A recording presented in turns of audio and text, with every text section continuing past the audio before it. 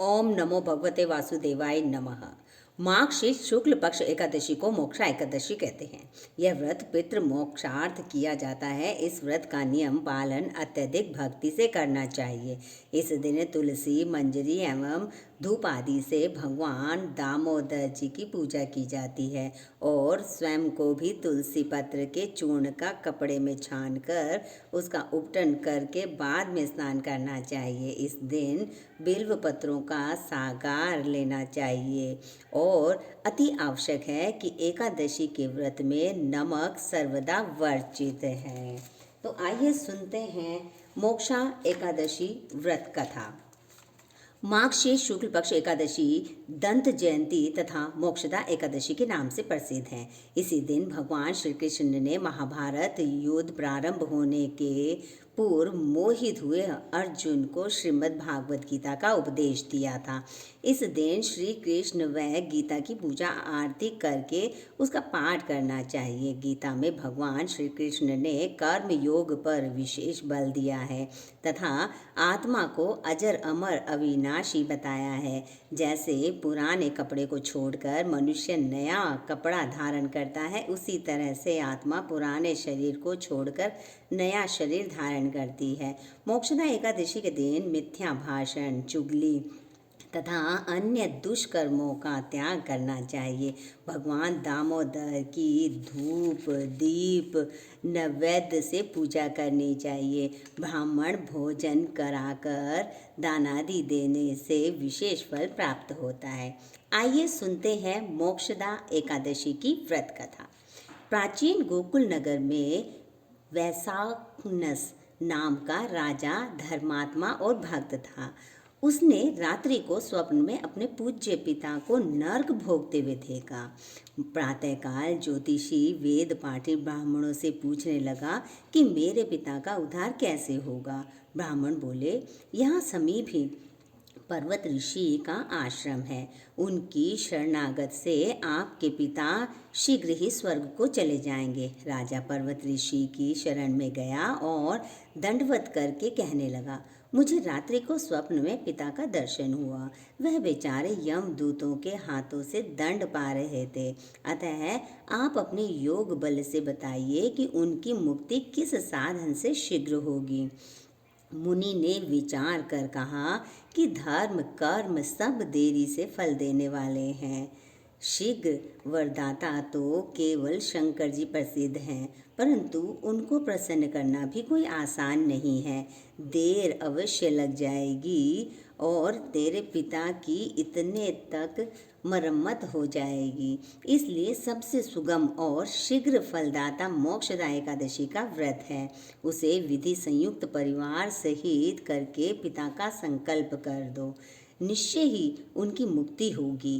राजा ने कुटुंब सहित मोक्षदा एकादशी का व्रत करके फल पिता के अर्पण कर दिया। इसके प्रभाव से वह स्वर्ग को चल गए और जाते हुए पुत्र से बोले, मैं परधाम को जा रहा हूँ। श्रद्धा भक्ति से जो मोक्षदा एकादशी का महात्म्य सुनता है, उसे इस यज्ञ का फल अवश्य मिलता है। इसीलिए मोक्षदा एकादशी का व्रत हमें अवश्य करना चाहिए। मोक्षदा एकादशी का व्रत पितृ मोक्षार्थ के लिए किया जाता है और अत्यधिक भक्ति से इसको करना चाहिए, मन से इसको करना चाहिए। और आज के दिन तुलसी दल का प्रसाद जरूर कृष्णा को लगाना चाहिए और हो सके तो तुलसी की डंडी से जल में डालकर स्नान करना चाहिए और पूरे दिन शाकाहार करना चाहिए, भोजन नहीं करना चाहिए। एकादशी के दिन भोजन करना वर्जित माना गया है। और अगर हम व्रत की बात करें तो 3 दिन के व्रत ये माना जाता है, दशमी, एकादशी और द्वादशी। इन तीनों दिन ही नियमों का पालन करना चाहिए। दशमी के दिन कांसे के बर्तन में भोजन नहीं करना चाहिए, शुद्ध शाकाहारी भोजन करना चाहिए। मसूर, चना, चावल, शाक, दूसरे के घर की खाद्य सामग्री आदि भोजन पुनर्भोजन मैथुन का त्याग कर देना चाहिए। एकादशी के दिन जुआ, दिन में निंद्रा, तांबुल, दातुन पर निंदा, चुगली, चोरी, हिंसा तथा किसी जीव को सताना, स्त्री सहवास, क्रोध, मिथ्या भाषण आदि को त्याग देना चाहिए। और द्वादशी के दिन कांसे के पात्र में भोजन, मांस, मदिरा, मधु, तेल, मिथ्या भाषण, व्यायाम, परदेश गमन, दोबारा भोजन, स्त्री सहवास, स्पर्श एवं मसूर का भोजन आदि न करें। इस प्रकार नियम करने वाला पुरुष व स्त्री यदि शक्त हो तो उपवास करे, शक्ति न हो तो एकादशी के दिन एक समय शाकाहार करें, उसमें भी अन्न का प्रयोग ना करें, केवल शाकाहार ही लें, परंतु इस महान महत्वपूर्ण व्रत का परित्याग न करें। जैसे भी हो एकादशी का व्रत कर लें, यही व्रत का नियम है। सधवा युवतियों एवं स्त्रियों को पति की आज्ञा के विपरीत एकादशी व्रत नहीं करना चाहिए, ऐसा भी शास्त्रों का मत है। हाँ, सौभाग्य व्रत आदि तो उन्हें अवश्य ही करने चाहिए। ओम नमो भगवते वासुदेवाय नमः।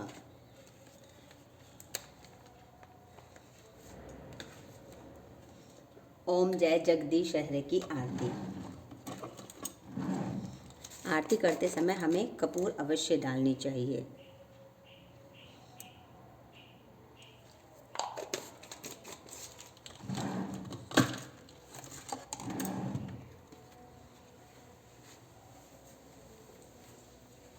आरती हमेशा खड़े होकर करनी चाहिए।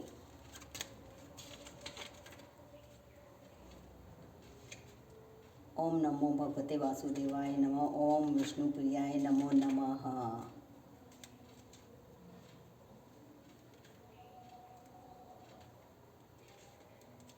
विष्णु स्वरूप श्री कृष्ण की जय हो। विष्णु स्वरूप श्री सत्यनारायण भगवान की जय हो। विष्णु स्वरूप श्री रामचंद्र की जय हो। विष्णु स्वरूप परशुराम की जय हो। विष्णु स्वरूप कार्तिक मास के ठाकुर राय दामोदर की जय हो।